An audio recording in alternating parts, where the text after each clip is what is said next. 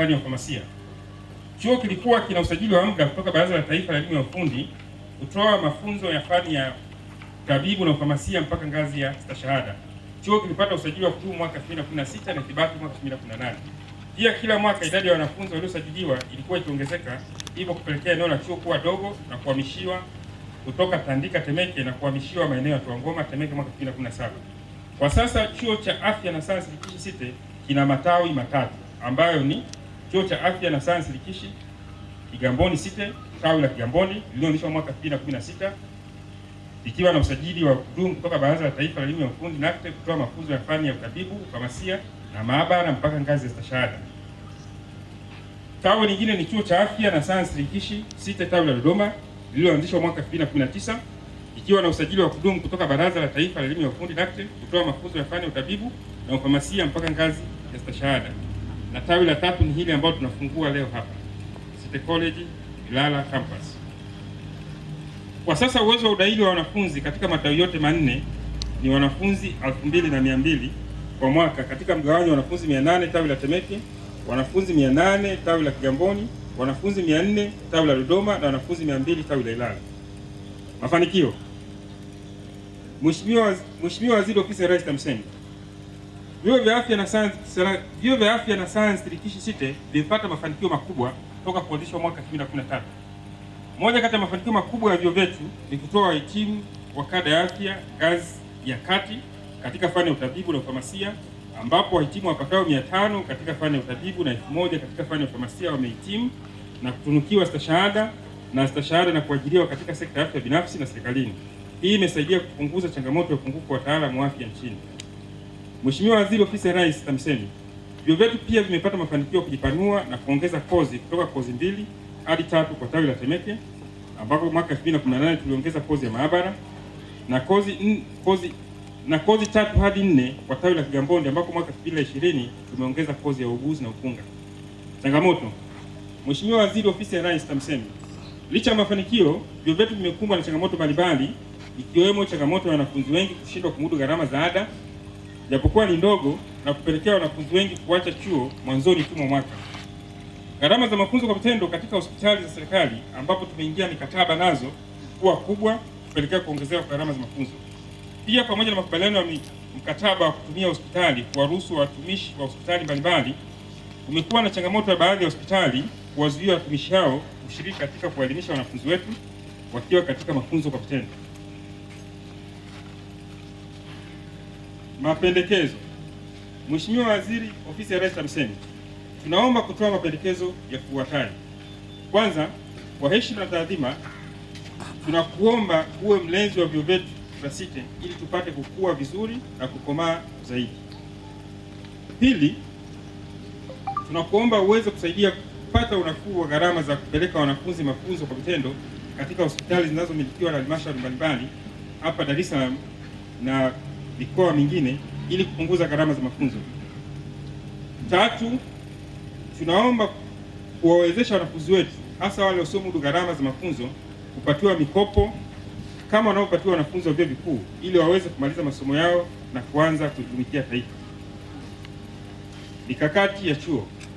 Mheshimiwa Waziri Ofisi ya Rais TAMISEMI, tuna mikakati mbalimbali ya kujipanua na kuongeza wigo wa kutoa mafunzo ya fani za afya, ikiwemo kupandisha hadhi tawi la Kigamboni na kuwa chuo kikuu, kuongeza kozi ya uuguzi na mazingira katika matawi mengine ya vyuo vya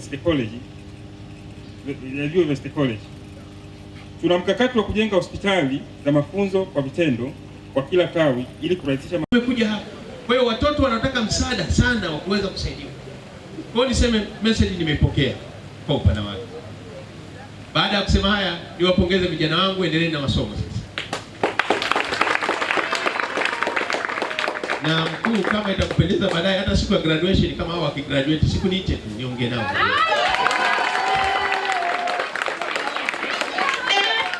Unajua wakiongea na mimi nawaelewa vizuri. Unajua viongozi tunatofautiana. Mimi hawa watoto ninaweza kuongea na nikueleza mambo mazuri zaidi. Viongozi tunatofautiana. Mimi nilikueleza kwa sababu mimi nimetoka katika familia ya kimaskini. Nimetoka katika familia nini? Ya kawaida. Ninajua maisha ya watu. Sawa? Mimi nimekulia kule kwangu kwa ugali wa muhogo, tena ugali wa muhogo unaitwa wa kubundugiza na kisamvu cha ndule ndule. Nipigeni makofi. Makofi mengi. Kwa hiyo nikiongea nao hawa naelewa vizuri. Na siku nyingine tunalii mambo mabaya, tunakula kitu kinaitwa mumba na hombo. Kuna siku kabisa mambo safi, mnanunua kipande cha nguru kile kile ukaushwa na kifahamu. Alafu unakula ugali kama shika sauti mila mpaka ugali unaisha.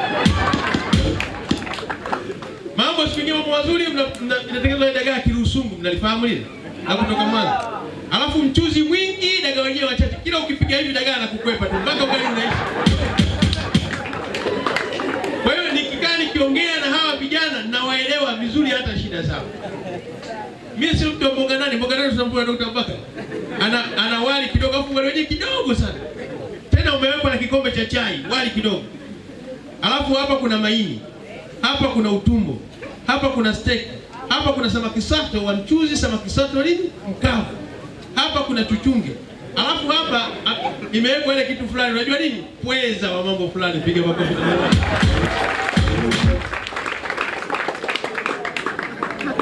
Sasa mimi sio hivyo. Kwa hiyo nikikaa na watoto, mimi naelewana nao vizuri. Mungu ibariki Afrika, Mungu ibariki Tanzania. Bariki uchaguzi mkuu. Zinataka watu kama hawa, wale waajiri kile hawa wanakuja field wanasaidia katika nini? Kutoa huduma. Kwa hiyo mimi naomba nikuhakikishie Dr. Mbaka, nitalifanyia kazi leo hii. Na hii maana yake itasaidia sio kwa City College, maana kwa vyuo mbalimbali. Kwa nini hii gharama imekuwa kubwa? Je, kuna ulazima wa gharama? Je, tufanyeje? Na kama singine kuna ulazima ni kiasi gani kidogo? Maana ungeniambia mimi hata shilingi 5,000 tu ingekuwa inatosha. Ndio. Kwa sababu hawa si wanakuja kufanya kazi, wanasaidia wananchi. Hawa wanakuja kusaidia wananchi. Anapokuja wataalamu 5 wakiingia katika zahanati moja, manake wamesaidia wananchi, hata wakija pale wanapata huduma. Kwa nini? Kwa karibu. Lakini wataalamu walikuwepo, kwa nini wasiwafundishe na hao? Wewe ujisikie kama faraja. Mtu anapokuja kumfundisha na wewe huwezi kuona kama faraja kubwa. Kuna watu wa pharmacy hapa. Wanatakiwa wakiingia katika maduka ya madawa, management ya dawa ikoje? Dawa za aina gani? Prescription ikoje? Ya daktari nani? Ndio vitu vya maarifa kupata hizo. Sasa kwa nini kunakuwa na kizingiti katikati? Naomba niwaambie, nilikuwa silifahamu hiyo kwa undani wake. Tutaenda kulifanyia kazi na wenzangu, ikiwezekana hizi gharama kama sikuzifuta kabisa, basi hata zikiwa kama ni lazima ziwepo, basi ziwe kidogo, isiwe mzigo kwa mtoto.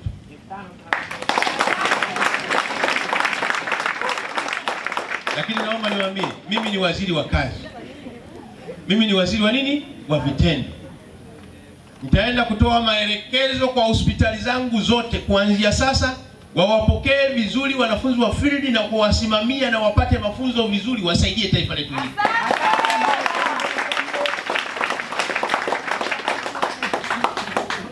Na hili hapa namuelekeza Katibu Mkuu Injinia Nyamuhanga ambaye yuko wizarani kwangu, atoe maelekezo kwa hospitali zote za wilaya kupitia waganga wakuu wa mikoa, wanafunzi wote wanaoenda field wapewe ushirikiano wa kutosha na kusimamiwa vizuri, wapate maarifa ya kutosha ili wawe wataalamu wazuri. Tunapowaajiri tuwaajiri watu ambao waliokwiva wanaenda kufanya kazi vizuri. Na hili najua Injinia Nyamuhanga leo siku gani? Jumatano. Leo Jumanne. Unajua tunafikiria kesho uchaguzi ndio maana. Afya oye. Leo Jumanne. Mimi naamini kwa sababu kesho tunaanza uchaguzi, hapo kuna siku hizi, lakini mpaka Jumanne ijayo nadhani huo waraka atakuwa ameshautoa tayari katika mikoa mbalimbali, kwamba kutoa maelekezo kwa waganga wakuu wa mikoa kuanzia sasa, wanafunzi wote wa field wapokelewe vizuri, lakini vile wasimamiwe vizuri, ili mradi wapate utaalamu mzuri. Tutapowaajiri tuwaajiri watu wa nini? Walioiva, wenye maarifa ya kutosha kufanya kazi. Sawa? Sababu lazima niangalie sije na conflict of interest, sababu nimewe waziri nikiwa mlezi na nini na kuaje. Sawa? Tutaangalia ile jambo, lakini ni wazo zuri, tutajishauriana vizuri hapo mbele. Lakini wazo zuri. Isipokuwa nitaangalia kwa taratibu za kazi na nini tufanyeje vizuri na kushauriana vizuri jambo lile. lakini by default mimi ni mdau wenu wa karibu. Maana isingekuwa haiwezekani watu saizi wako katika mkutano pale saizi wananisubiri mimi niko hapa, nisingekuwa ninawajali, maana nisingekuwa. Na mwisho kabisa, kwa sababu leo naongea kifupi sana, ndugu zangu, kesho naenda katika uchaguzi. Naomba swala la amani ni kitu cha msingi kuliko kitu kingine chochote. Haya mambo mazuri uwepo wa chuo hichi hakiwezi kuwepo kama hakuna nini? Amani. Hivi fikiria wanafunzi wakuja chuoni, mabomu yanapigwa hapo, watu wanakatwa vichwa, kuna mwanafunzi atakuja chuoni hapo? Amani ndio jambo la msingi, na tuepuke sana watu wanaohubiri shari katika taifa. Ni kitu kibaya sana. Ukitaka mfano mzuri, nenda katika nchi ambazo zilizochafuka. Nenda Libya leo kaiangalie. Hakuna mwanafunzi anaondoka chuoni kama hivi akakaa kastarehe, hakuna. Watu wengine wanatembea na silaha, iko wapi? Iko begani. Watu wengine wameharibu investment zao, zote zimeharibika. Amani ndio jambo la msingi sana. Wananchi wote kesho wajitokeze wende wakapige kura. Lakini baada ya hapo ajenda ya amani ndio ajenda ya msingi kwa taifa letu kuliko kitu kingine chochote. Tujiepushe na maneno ya kuwajaza watu chuki katika taifa. Mataifa mengine yamesambaratika kwa ajili ya kujaza watu chuki. Twende tukalinde amani yetu. Tushiriki kesho katika uchaguzi. Nendeni mkachague viongozi bora kesho, wale ambao wataleta maendeleo, wale ambao watatunza amani. Lakini tujiepushe na watu wote wanaowashawishi watu kuingia barabarani, watu wanaowashawishi mtu kufanya fujo. Hilo sio jambo sawa sawa, na tusikubali taifa letu likaingizwa katika swala zima la uharibifu wa nchi yetu. Nchi yetu ni nchi yetu, hatuna mahali pa kukimbilia. Ni nchi yetu sisi hapa tulipo. Huo ndio ujumbe wangu sana. Lakini otherwise naomba niseme niwashukuru sana kwa kazi kubwa, kwa uwekezaji huu mkubwa. Naomba niwahakikishie Dr. Abubakar na timu yako, serikali itawaunga mkono kwa nguvu zote. Mheshimiwa Waziri Jafo amekuwa ni mdau wetu mkubwa na amekuwa akitushauri na kutusaidia sehemu mbalimbali. Leo hii kama sehemu yetu tumeomba tumpe nafasi hizo. Kwa hizi ni nafasi ambazo atakuwa nazo waziri wa TAMISEMI Mheshimiwa Selemani Jafo. Kwa yeye aamue ni wanafunzi wangapi watakuja kusoma hapa, lakini ni watakuja kusoma bure mpaka watakapomaliza shule. Kwa hizi nafasi tumetoa kwa Mheshimiwa Jafo. Natumia fursa hii pia kuwaomba wananchi wa Tanzania, kuzungumza na Watanzania kwamba kesho tarehe 28 Tanzania inaingia kwenye uchaguzi.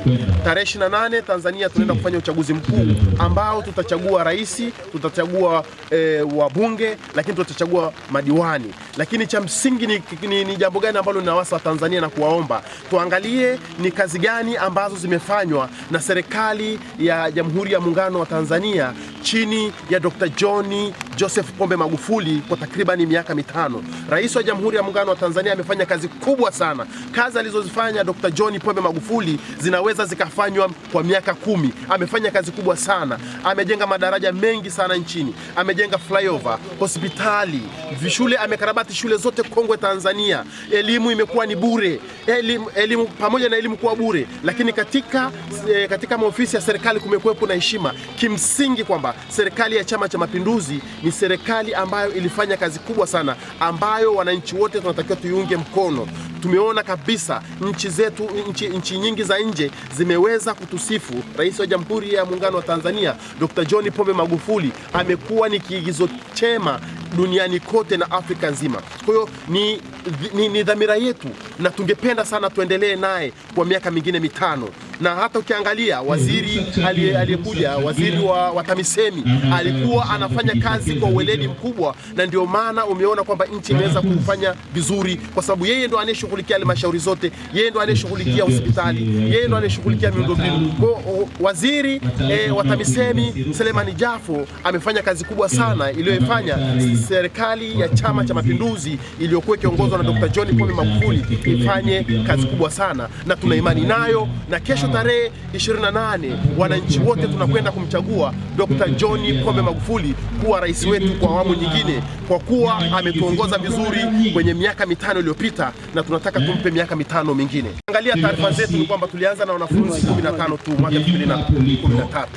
Lakini ni kwa nini vyuo vya City College vinakuwa ndivyo bora? Kwa sababu ni vinafuata taratibu na misingi ya ufundishaji, na City College inaongozwa na wataalamu. Bodi ya wakurugenzi ambao wameanzisha vyuo hivi ni wataalamu katika fani za afya, lakini pia ni wataalamu katika fani ya ualimu kwa maana ya kufundisha, na ndio maana sisi tunakuwa bora zaidi. Lakini sivyo tu, lengo letu kubwa sisi ni kuhakikisha kwamba serikali au wananchi wa Tanzania wanapata huduma bora.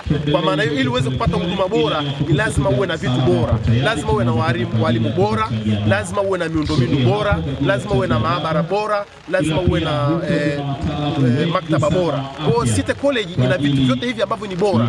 Wanafunzi wanapokuja kwetu wanakuja sehemu ambayo wanaweza wakasoma na wakapata elimu bora kulinganisha na maeneo mengine. Leo ni tarehe 27 majina 2020 mwezi wa 10. Kwa majina naitwa Shabani Mwanga, ni mkurugenzi wa mafunzo, tafiti na ushauri vyuo vya City College kampasi ya Dodoma, Dar es Salaam na Ilala, ambayo hivi leo ndio tumekuja kufungua na waziri wa TAMISEMI Mheshimiwa Suleiman Jafo.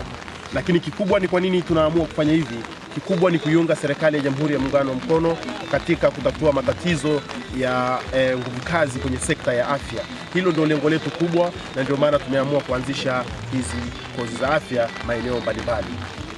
Okay, umeongelea swala la wanafunzi watano ambao kazi yake kubwa inatumika kutengeneza vidonge.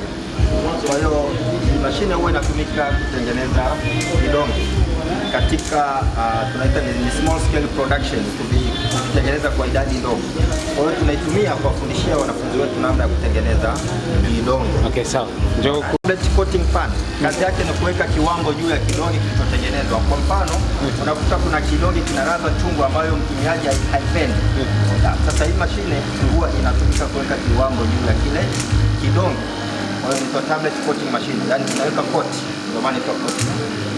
kwa uchungu na kuna baadhi ya dawa najua yaani uchungu unapotea au uko pale pale, lakini kidonge kinakuwa kimewekewa kaba ambayo uwezo ukatesti.